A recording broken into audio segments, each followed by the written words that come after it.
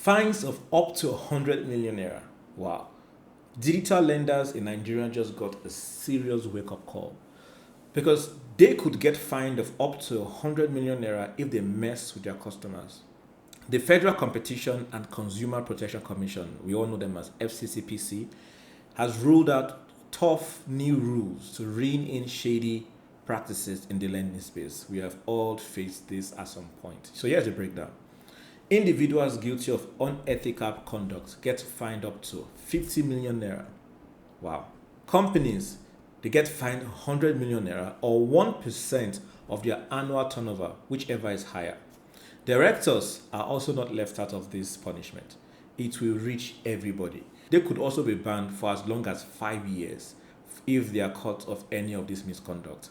Even airtime lending, the same service that drove MTN's 83 billion naira's fintech revenue in the first half of 2025, now falls under FCCPC's watch. And it's not just about fines. With over 460 digital lenders already registered, approvals now cost a million naira for 2 apps. Extra app will cost an additional 500,000 naira.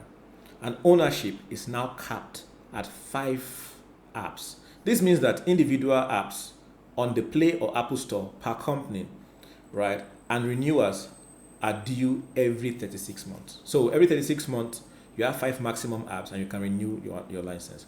On top of that, lenders must pay an annual levy and submit regular reports to the FCCPC. So the goal of this is to clamp down on exploitative interest rates, harassment, that's the biggest problem, and shady data practices that have plagued the industry for years. Here's the big question.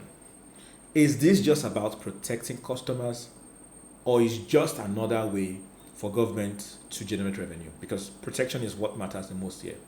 Will the fines be used to compensate victims? All right, but only time will tell. We can't say that for sure. We have to wait and see someone actually get fined and how that plays out. But personally, I think that if these fines are collected, a portion should go directly into compensating the affected customers or anyone affected from that, the real victims of these bad practices, right? And I look forward to seeing this happen. Either way, this is a turning point for Nigeria's lending space. It's maturing and it's getting to a point where this is expected. So the days of loan shark running wild are numbered. Follow for more optimistic African tech stories like this. And yes, I have a question. Share your story.